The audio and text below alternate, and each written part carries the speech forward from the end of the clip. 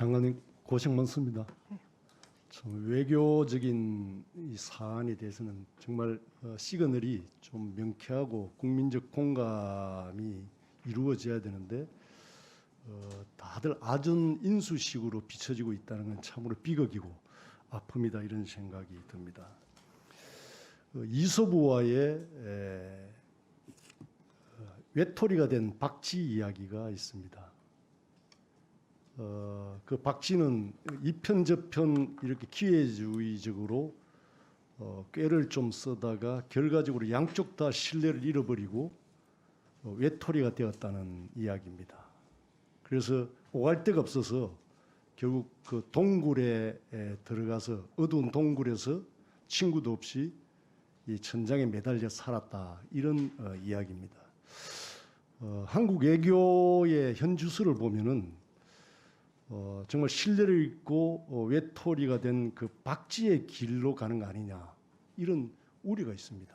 또 외교적인 그 왕따의 길로 가는 건 아니냐, 또 이런 우려도 두껍게 형성되고 있는 걸로 저는 알고 있습니다. 여기에 동의하십니까? 네, 동의하지 않습니다. 근거는 뭡니까? 네, 말씀드렸듯이 외교라는 것이 눈에 보이지 않는다고 해서 일이 안 되고 있는 게 아니고, 제가 요청하는 것보다는 저에게 전화라든가 통화라든가 면담이라든가를 요청해 오는 외교장관들이 훨씬 많습니다. 그만큼 많은 나라들이 우리가 필요하다는 얘기고요. 그래서 이것을 왕따라는 상황으로 표현하는 것은 좀 맞지 않는 것 같습니다. 그 폼페이오 국무장관의 그 한국 방문의 전격 취소를 코리아 패싱이다, 또 외교적 왕따다, 이런 표현도 있지만은 왜 이런 이야기가 나왔을까라는 그 배경을 보면 최근에 우리 장관님께서 한 발언에 대해서 상당히 저는 좀 놀랐습니다.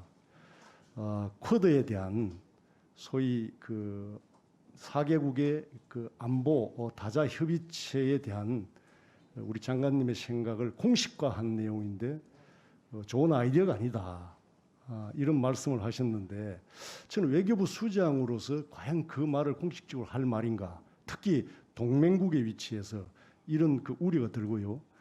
여기 현안 보고에 보면은 4개국 협력 외교 심화에 보면은 굳건한 한미 동맹을 토대로, 이런 표현을 썼습니다. 제 눈에는 구멍난 한미 외교다, 이렇게 비춰집니다. 왜냐하면은 만약에 굳건한 한미 동맹이라면은 외교부 수장으로서 장관님이 그런 발언을 하셔서는 안 됩니다. 왜냐하면은 사실상 그런 이야기는 물밑에서 우리가 남북 간의 특수관계고, 또 솔직히 중국의 도움도 받아야 되고 눈치도 봐야 된다는 건 사실 아닙니까?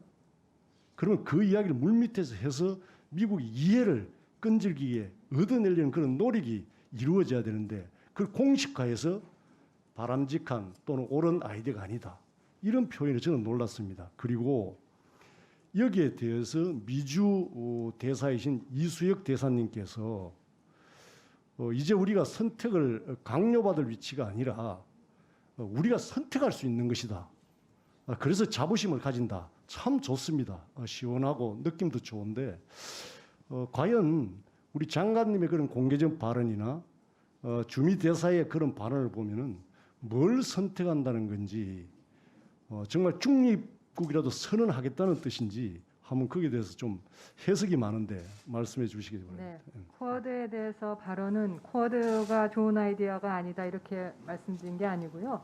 그 특정 국가의 이익을 배제하는 그런 것은 좋은 아이디어가 아니다, 이렇게 얘기했습니다. 그리고 쿼드와 관련해서는 미 측도 부장관이 그 쿼드 얘기를 하면서 이 특정국을 견제만을 하기 위한 그런 어젠다를 갖고는 좀 부족하다, 좀 긍정적인 어젠다가 필요하다 하는 그러한 그 발언도 있습니다.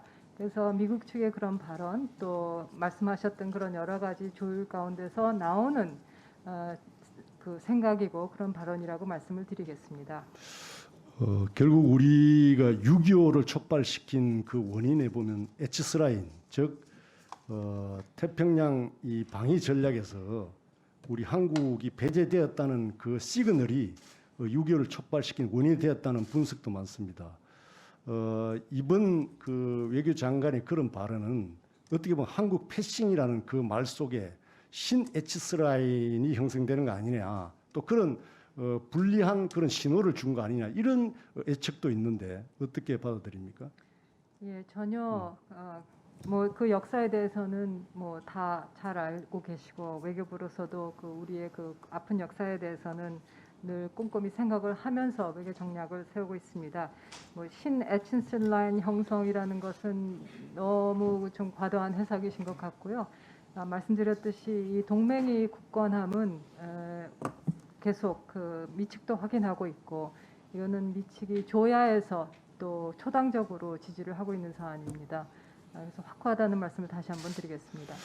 우리의 그 위치라는 게 자주적으로 힘으로 우리의 외교나 국방을 지킬 수 있는 당당한 위치라면은 저는 어떤 이야기도 할 수 있고 정의도 도덕도 다 이야기할 수 옳고 그름도 이야기할 수 있다고 봅니다. 그런데 지금 우리의 위치라는 건 동맹을 토대로 한 기반 위에서 결국에 지속가능 번영도 있고 또 우리 소중한 자유의 가치도 지켜왔다는 것, 그건 주류의 시각이고 인정하시죠, 그죠? 그래서 물론입니다.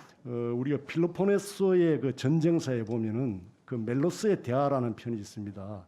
그 멜로스가 아테네 동맹과 스파르타 동맹 사이에 중립국을 선언했는데 결과적으로는 아테네에 침략당하고 결국 남성들은 다 학살당하고 아이와 여자아이들은 전부 다 노예로 팔렸다는 그런 사실.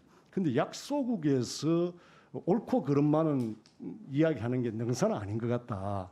결과적으로 긴 역사에서 보면은 고대 그리스에서나 현대의 그 미중 간의 갈등까지 보면은 결과적으로 정의의 어떤 법칙보다도 힘의 논리가 지금 지배하고 있는 국제사의 현실을 우리가 그 도외시할 수는 없습니다.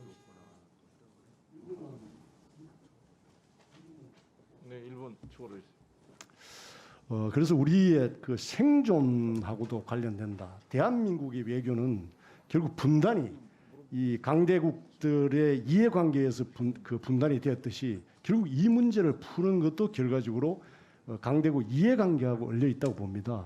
그래서 그만큼 우리 장관님의 고뇌도 저는 깊은 줄로 알고 있습니다만은 그 시그널이 좀 안정적으로 국민들에게 또 동맹을 토대로 한 기본 위에서 확고하게 일이 추진된다는 그런 믿음이 굉장히 중요한 것 같아요. 그런 차원에서 그런 역사적 어떤 교훈도 한 번 더 이 시점에서 좀 되시게 되지 않겠냐 이런 생각을 해봅니다. 네, 의원님 주신 그 말씀의 취지는 저도 충분히 이해를 하고 있습니다. 이 동맹의 그 70년 역사를 통해서 여러 가지 어려운 문제들을 다 같이 극복해 왔고 이제는 정말 포괄적 동맹, 그 뭐 군사 동맹뿐이 아니라 안보 동맹뿐이 아니라 경제 동맹 또 가치 동맹입니다. 그래서 이 시점에서 다시 한번 업그레이딩하기 위해 하는 것이 이제 동맹 대화고요. 그 거기에는 미국도 뜻을 같이 하고 있습니다. 그렇기 때문에 그 이 70년 이전에 우리가 지금 아니지 않습니까? 그리고 어느 모를 보나 국제사회에서 능력 있는 중견국으로 평가를 받고 있습니다. 그러한 우리의 위치, 현재의 위치 속에서 동맹을 더욱더 다지면서 외교 정책을 수행해 나가겠다고 말씀드리겠습니다. 수고했습니다.